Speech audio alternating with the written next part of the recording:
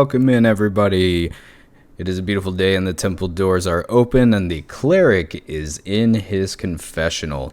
Welcome into episode 13 of the Confessional, everybody. This is a podcast where we interview interesting and wonderful people from all walks of life, and the best thing about this show is that you, as the listener, has a chance to get to participate. All you have to do is join us over at twitch.tv/AlecTheCleric, usually every Sunday, but today we're doing this on a Monday, so that's fun. Sunday nights, 8:30 p.m. Eastern Standard Time. You can ask your questions live in the chat of all of our wonderful guests that we have on each and every week. Or you could join our Discord server, !Discord, if you are in the Twitch chat right now. If you are not and listening to us on one of your favorite audio podcast hosting sites, all you have to do is look in the description below this podcast, and you will be able to see our Discord link. Click on that link, join the Discord server, and you can ask our questions ahead of time. That will also allow you to see who we have coming up in the next week. If you also want another place where you can keep up on all things The Confessional, all you have to do is go to twitter.com and look us up at ClericCast. That will give you everything you possibly need to follow The Confessional. If you're interested in supporting the show, we do also have a Patreon available. Patreon.com/theconfessional. There you can support the show. There's a whole bunch of different reward tiers there where you can get some awesome stuff for your support. We really, really do appreciate it. Patreon.com/theconfessional. All right, enough with the boring intro stuff. Let's get our guest into the confessional booth. Joining me this week for episode 13 is an absolutely amazing creator that I'm very excited to get to talk to today. They are an amazing streamer, a content creator, usually focusing on looter shooters and also the From Software products. Also, recently doing some cosplay stuff. So, very excited to get a chance to talk to them. Welcome in, Mechromancer Gaige. Gaige, how are you doing this evening? I'm doing fantastic. How are you, Alec? I'm great. I'm very glad that we were able to do this interview. I know that yesterday, our normal podcast day, things got a little hairy for me, but it's all right. We were able to coax in a podcast today, so I'm very excited to get a chance to talk to you. I didn't want to miss that opportunity. So let's just go ahead and start things off by, why don't you tell everybody a little bit about who you are and the content that you create? Well, I'm Mechromancer Gaige. I'm a variety streamer, currently, still doing a Bloodborne cosplay stuff. I basically just recreate a character from an anime in the game. I'm also I just do crazy builds. If you watch me for a while, I did a gravity snare flag build. Yeah, I just love to challenge myself in games. That's very cool. So where did you kind of get started then with your whole content creator journey? How did that begin for you? It was kind of funny, actually. I was in a stream, or in a couple streams, just moderating there. And at some points, I just got shoutouts in those streams. At some point, I was joking back and said, if you guys get me to 50 followers, I will actually try it out for 2-3 streams. Then I started doing it, and then just kept continuing. That's incredible. So before that, you had never had any notion to stream or anything? Not really, no. That's so cool. So a little bit of peer pressure never hurts, huh? To get people started on something like that. Pretty much, yeah. So what were you kind of feeling since you didn't really sit down and say okay, or plan for a while, I want to do this whole streaming thing? It kind of happened for you. What were you kind of feeling then before you pushed go live for the first time? Were you nervous? Were you what was kind of going through your mind there as you got all that set up and ready to go? I was really nervous. I think from my first stream, I took 4 hours to actually prepare everything. Wow. Messages and all stuff, and even just some settings on Twitch still to get all that done. Then I just hit go live, and that's where I'm still at today, minus the 4-hour preparation time. Yeah, well, obvious. I would hope so anyway.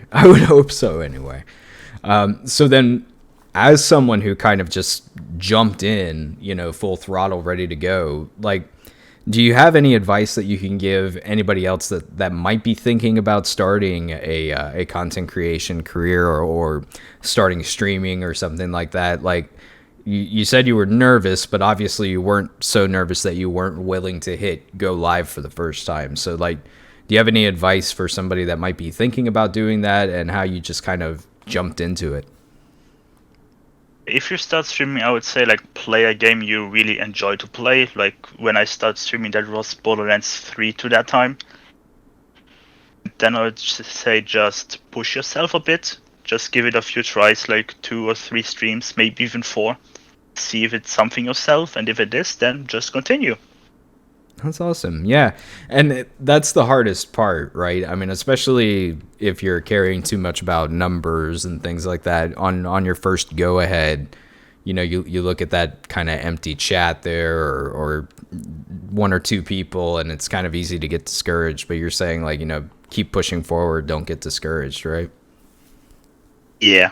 Like, don't let the empty chat fool you. Just play the game. Concentrate on playing the game. Commentate what you do at the moment. If you don't know what to talk about, then just keep going. I like that. I like what you said there about don't let the empty chat fool you, because I know that's a trap that a lot of people fall into. And sometimes what you think is an empty chat might not actually be empty, because people might be sitting around and watching you and you wouldn't even know it. So that's awesome. Exactly. Yeah. That's awesome. I love that. So a lot of what you focus on then is doing stuff within like looter shooters and things like that. What are some of your favorite looter shooter games that you've played? Like in general or at the time? Yeah, in general. I mean, because looter shooter is kind of while it is kind of a broad genre, there are some like keystone games within that. But like, what are some of the games that you really latched onto within that genre? I will go with like the Borderlands games then, and also Destiny 2. Ooh. It's like the first 2 games that come to my mind immediately.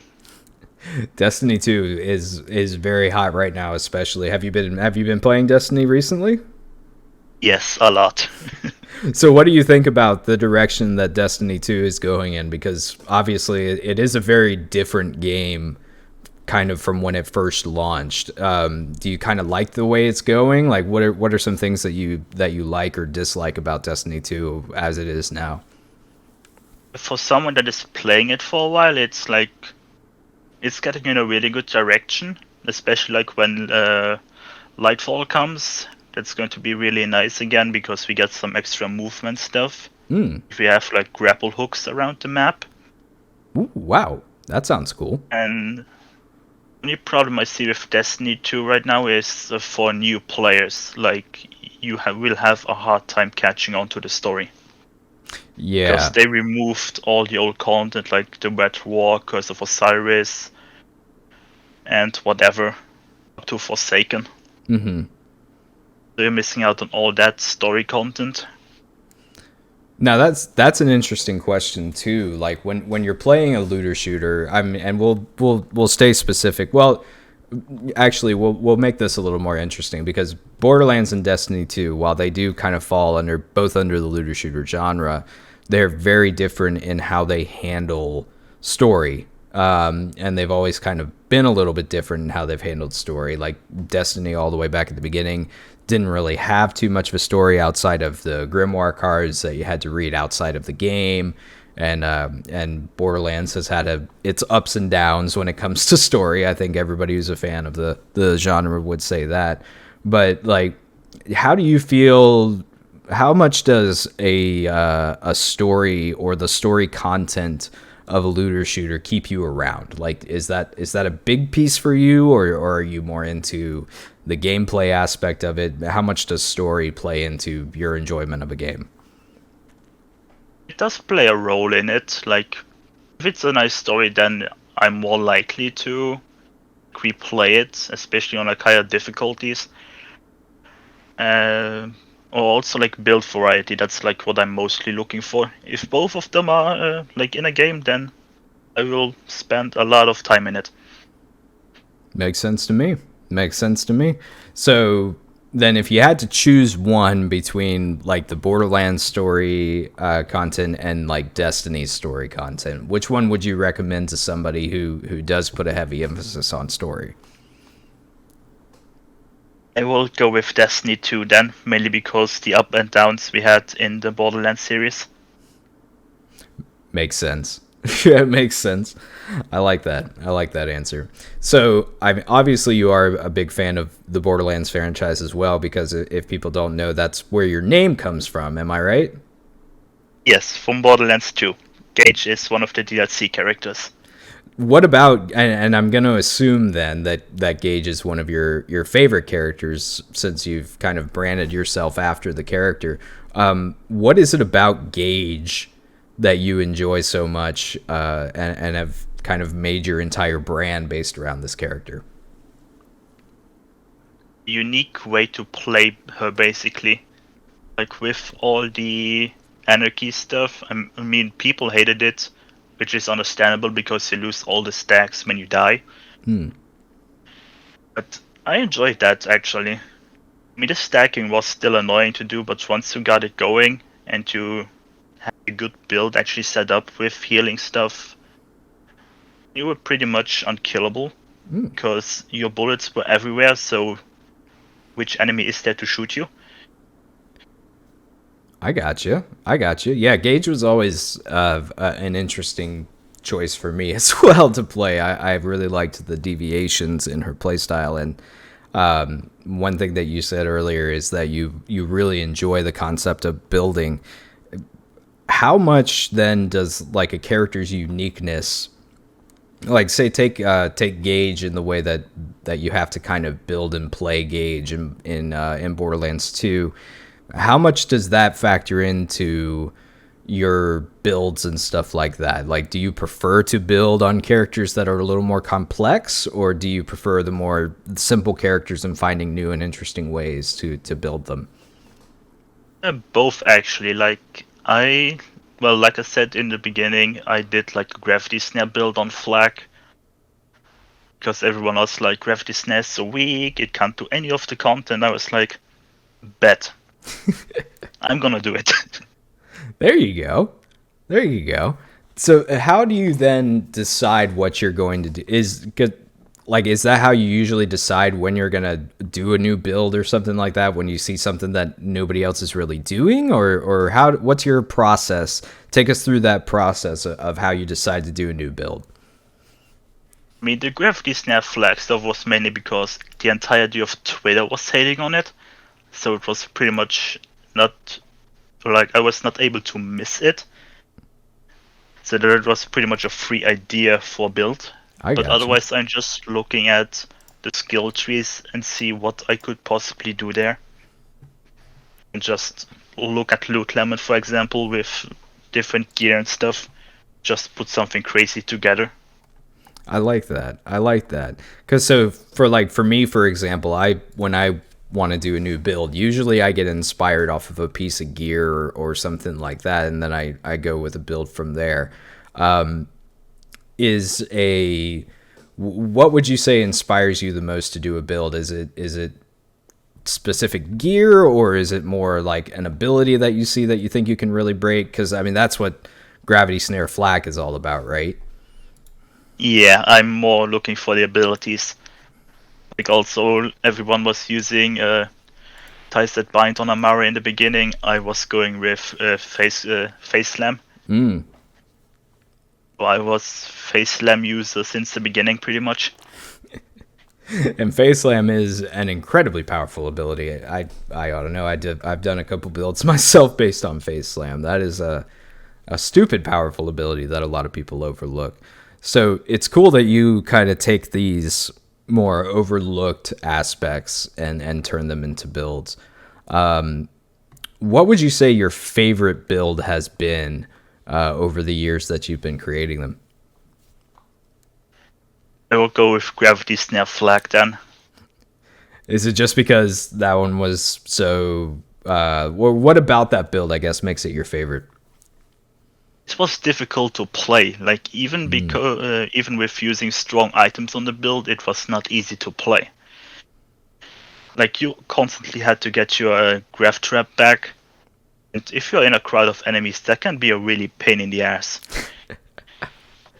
They're just blocking it and you can't pick it up again. Right.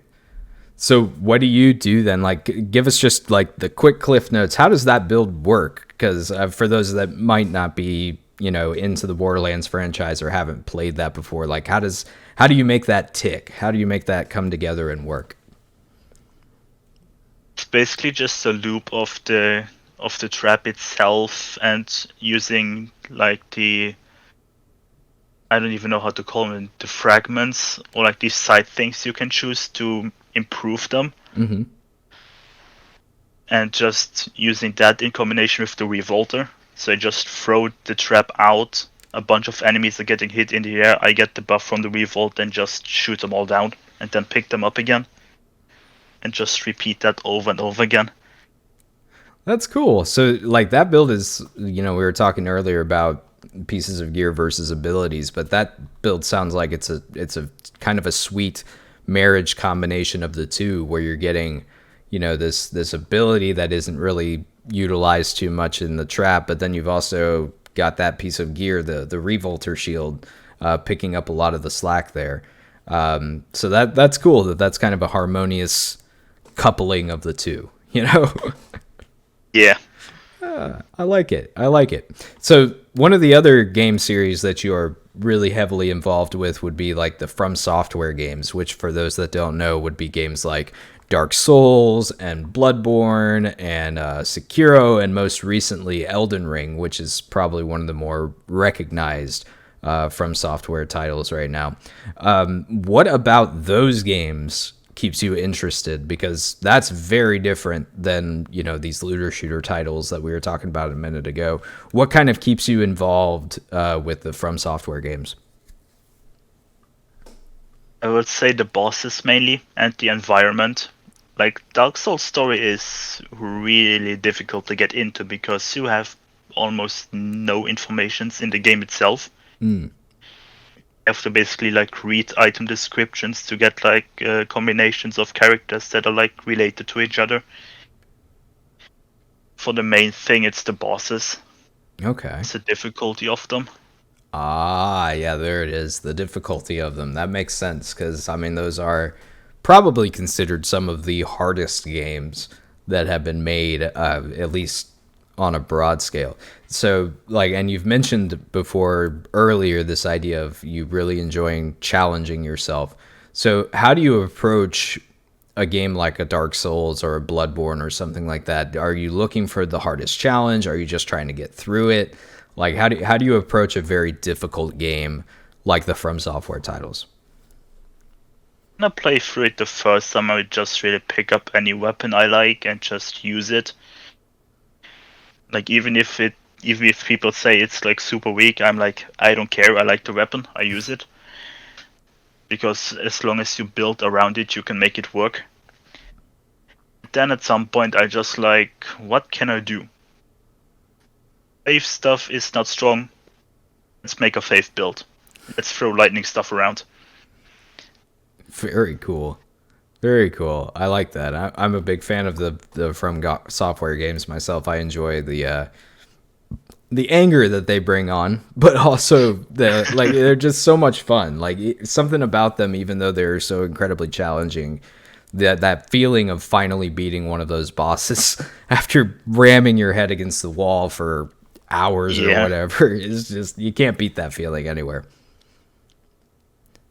That's awesome. So what would you say then is your favorite of the From Software titles? We'll go with Dark Souls 3 there. And Bosses why Dark Souls 3? Bosses feel really balanced. When you get to like the beginning, like the tutorial boss is Udex Skandir. It's like showing you immediately that bosses are faster in this game. If you play Dark Souls 1 and 2, bosses are like kind of slow early on, but he just throws you into the game. Just like, oh, you're not fast enough? Well, time to get good. Yeah, I remember my first encounter with that boss. That was not a great experience for me right off the bat. I I can love the tell you, game, but that took me a while. I can tell you, his second form, like Champion Gundyr on New Game Plus 2, is a pain. Oh, really? What's the difference there? He just immediately comes charged after you, and if he hits you, you die. Just one shot. That's it, huh? Yeah, pretty much. Brutal. Absolutely brutal. But I mean, that's kind of the whole point of those games is to be brutal. If you had to pick one boss from those games that you really enjoy, like you could do the fight over and over again, you know, the mechanically speaking or just the overall experience of it. Is there a boss that you look back to and be like, yeah, that's my absolute favorite? Yes, that would be Lady Maria from Bloodborne. She's one of the DLC bosses there. Mm. There's like 3 phases, and each one is getting like more difficult, and I just absolutely love that fight. Just like, it's not like you're fighting against a beast, but you're like hunter against hunter, Oh, and like on a fair level.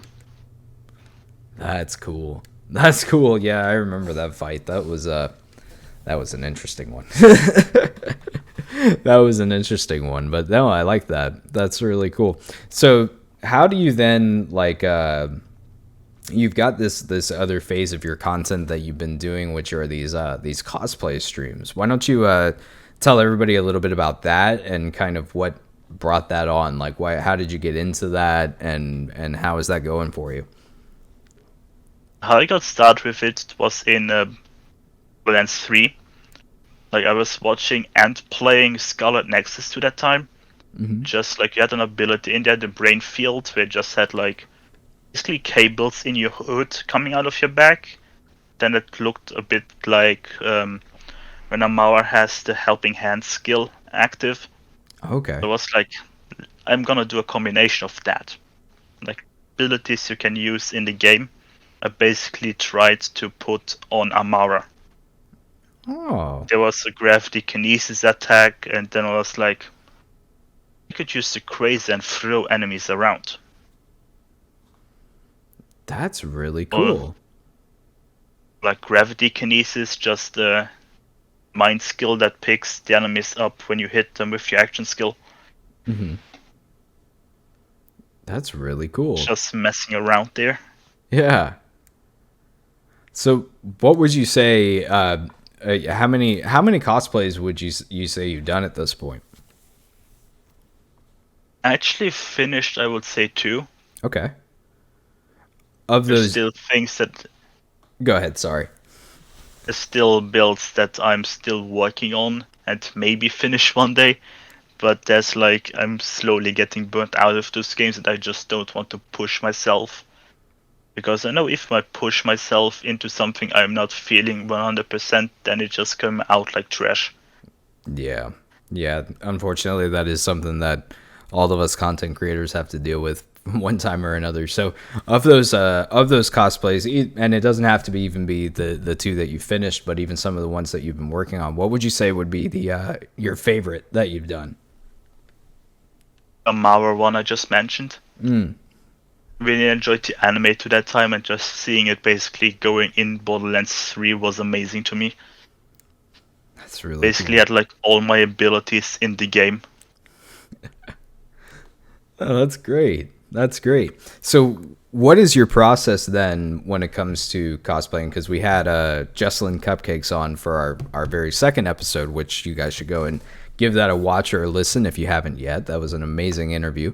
But we kind of heard her process of getting a cosplay assembled and everything like that. But I'm curious, what is your process like? How long does it usually take you? Like, is this something you're working on every day? Like, kind of just take us through that little process there of getting a cosplay going. I'm not working on it every day. It's more like I see a character and I'm thinking like, can I recreate that in one of the games? Like I did with Scarlet Nexus. I recreated basically all the characters from the game in one character. But like I recently did with Bloodborne, that is like Francis Drake from the Fate series, Oh, an anime, and I was like, there's some armor in the game that looks similar. I could use 2 pistols because one of the weapons can transform into a pistol. Let's try that out. That's very cool. That's very cool. And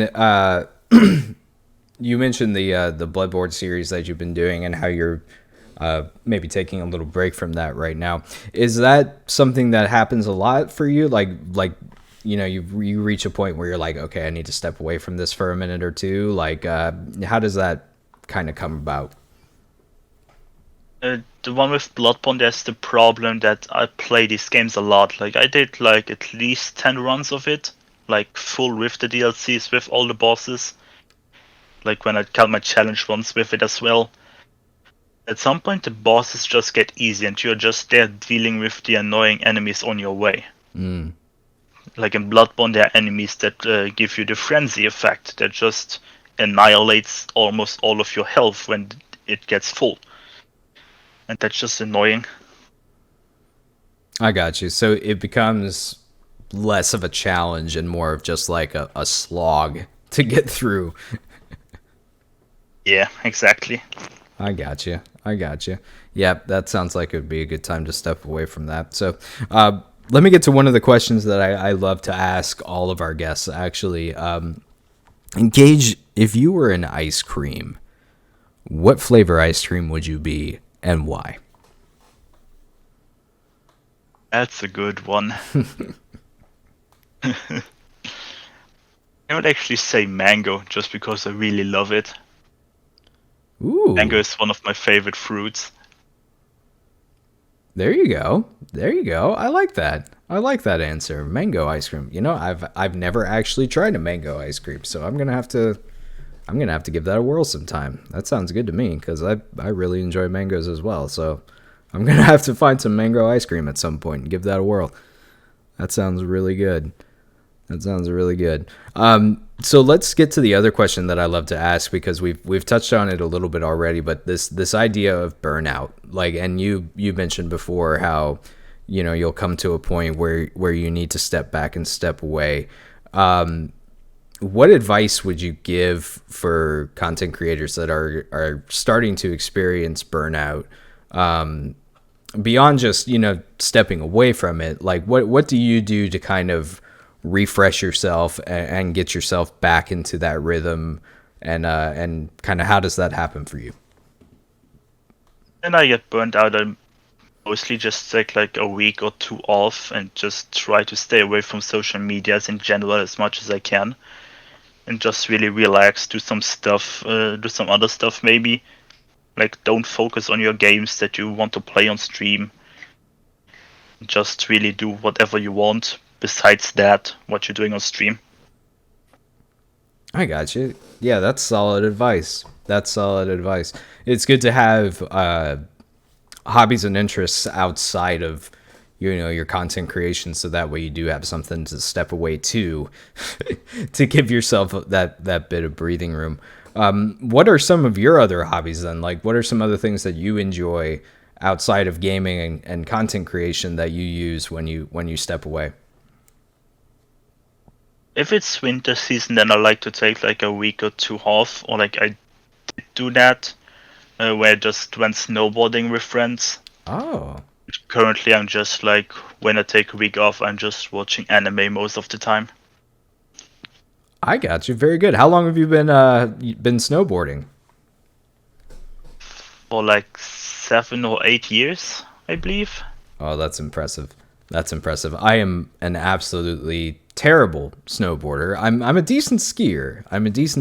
But I threw my knee out real bad learning to snowboard when I was like 12, and I haven't been able to go back to it at all. I am horrendous on a board. Put me on a pair of skis and I'm halfway decent. But that's something that takes a lot of practice and dedication, I would imagine.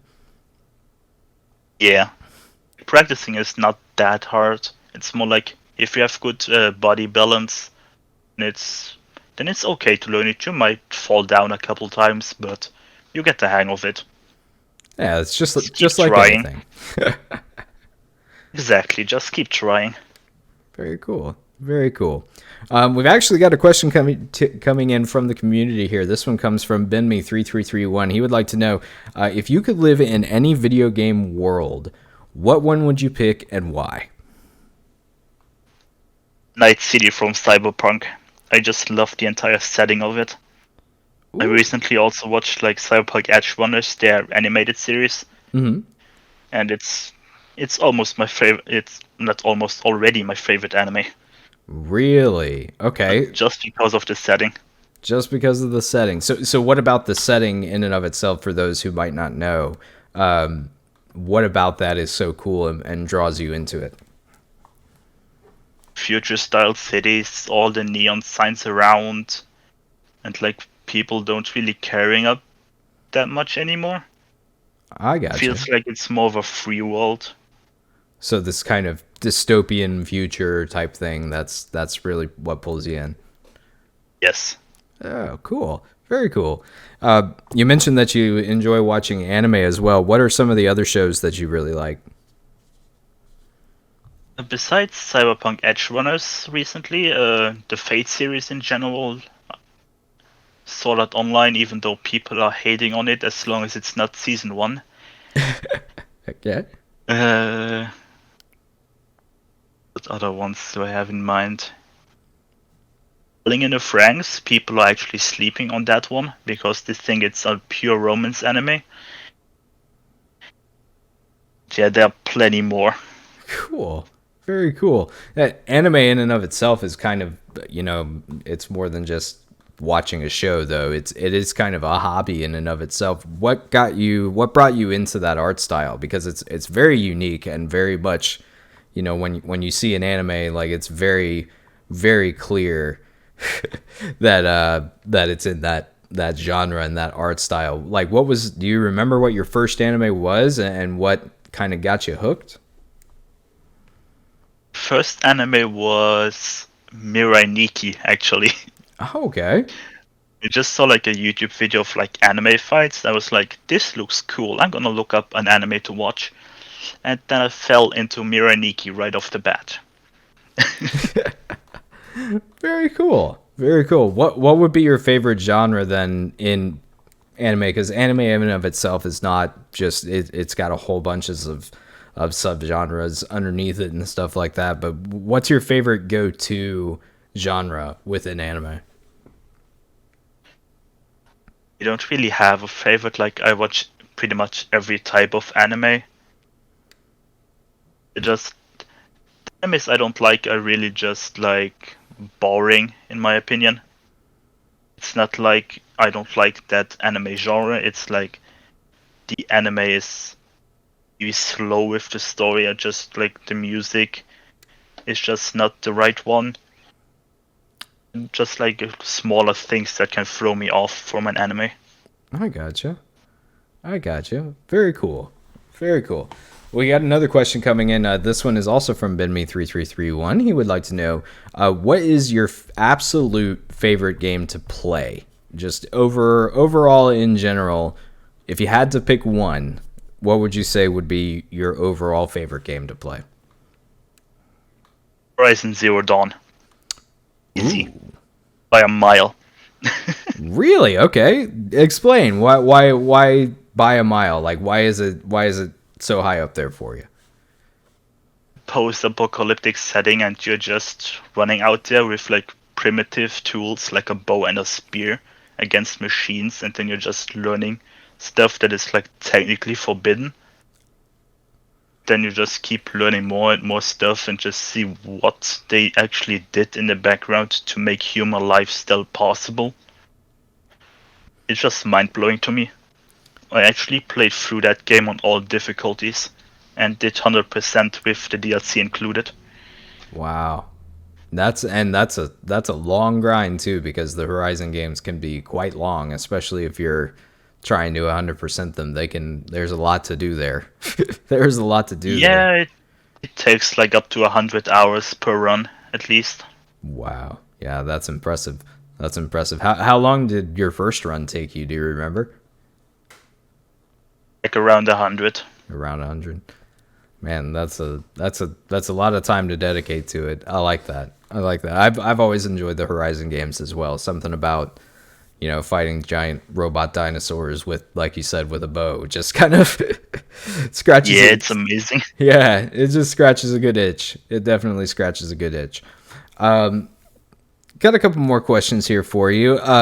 What would you say, and this one might require a little bit of thought, what would you say is like your favorite hot take that not everybody might agree with? Like, do you have an opinion about a game or something like that you would say is your favorite hot take or your favorite opinion when it comes to a game that maybe other people might not agree with? This might get really controversial. That's what we love. Borderlands 2 doesn't have the best story, it just has the best villain of the series.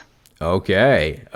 No, this is an opinion that you and I share, so I'm very interested to hear why you think that is so. So, why do you think that Borderlands 2 doesn't have the best story, just the best villain? Simple, just take Handsome Jack out. What do we have left? Nothing. There's nothing left besides Handsome Jack in the game. He's the only thing that you encounter throughout the story. It's always about him taking the company, or like wanting to take the lead of the company with the Iridium stuff from Pandora. Yeah, that's true. He is kind of the linchpin that holds everything together, and he is so well written and so well acted and everything else. Like it's hard to see. It's hard to picture the game without him. That's for sure. Like it's hard to kind of separate Borderlands 2 from Handsome Jack, which, I mean, I completely agree with you on all fronts there. And Handsome Jack is definitely, I think, my favorite video game villain of all time, just for how he's written and how he's acted and everything. But you kind of take him out of that equation, and there's not a whole lot left there, is there? No, not really. Well, it's not like BL3's story where you just could take the twins out and replace them with someone else. True. Very true. Just put another Psycho at that point and just be like, Psychos are still attacking the cities, they're just going for the vaults. It's very true. Very true. I don't think anyone would sit there and say that the Borderlands franchise has an overabundance of depth when it comes to story, that's for sure. Well, let's see. What was my other question that I had here for you?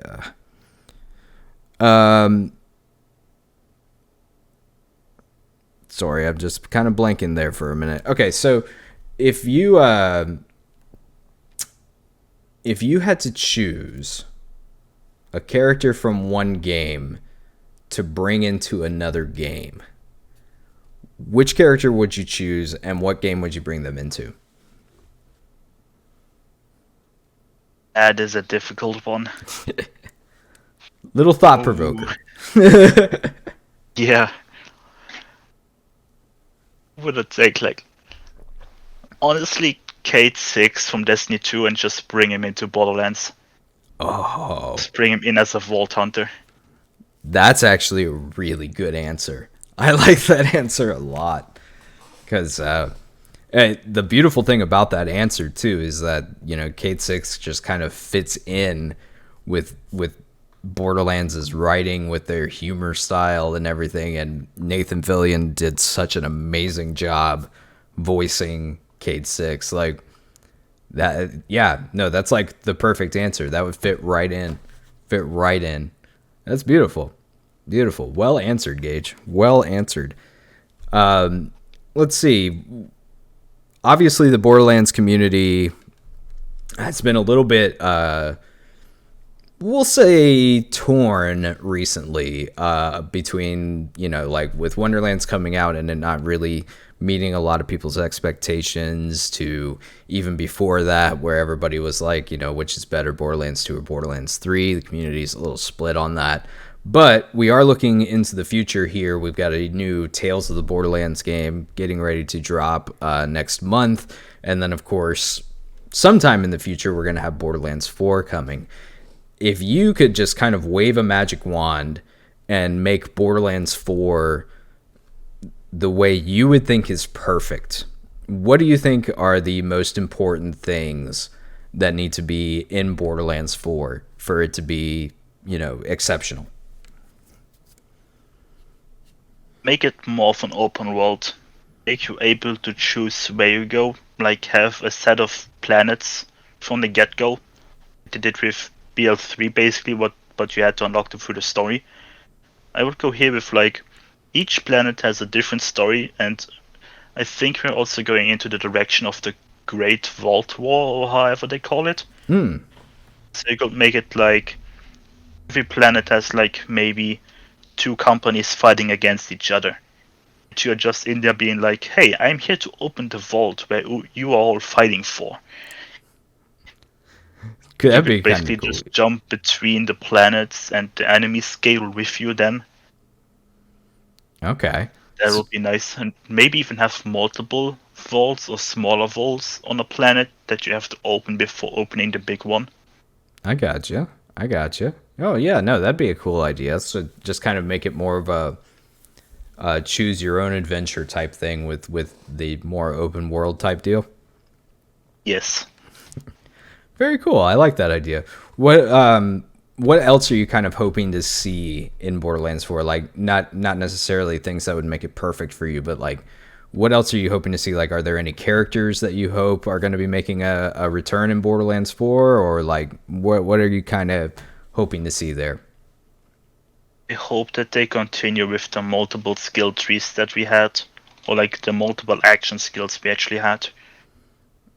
That was something really nice to deal with. Just adds replayability to the characters. Yeah, for sure. For sure. I mean, especially for people like you and I that enjoy doing the whole building process and everything, having multiple different avenues that we can go on would be really nice to have continuing forward in the series, because that just adds such a deep layer to how builds work and everything like that too. So I definitely agree with you on that. I personally too would love to see, because I'm insane, I enjoy farming and everything like that. So I would definitely love to see dedicated sources continue to be a thing where we can go and farm the gear that we want and stuff like that too. So hopefully, Gearbox, if you're listening, I know you're not, but if you were, these are a couple of really good ideas here from a couple of brilliant Borderlands minds. Just saying, Gearbox, just saying. That's really cool, man. I like that. One final question for you. Do you enjoy music? Yes. All right. So, if you could host like your dream concert where you could get any bands that you want, they don't have to be in the same genre or anything, but three bands come together and do a concert, what three bands would you have come together? Ooh. That's a good one. Damn.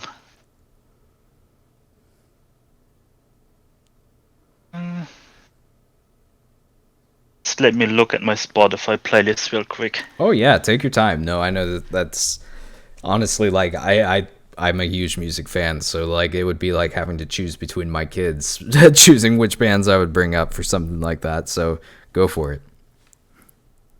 Yeah. Definitely not an easy choice. I like to ask the hard-hitting questions on this show. We're a very deep podcast with our hard-hitting questions.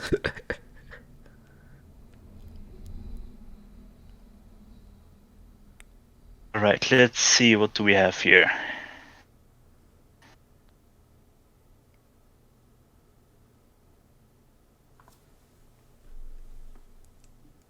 Right, Avenged Sevenfold, Bring Me the Horizon, and Ice Nine Kills.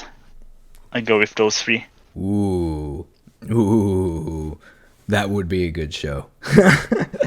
Yeah. That would be a really great show.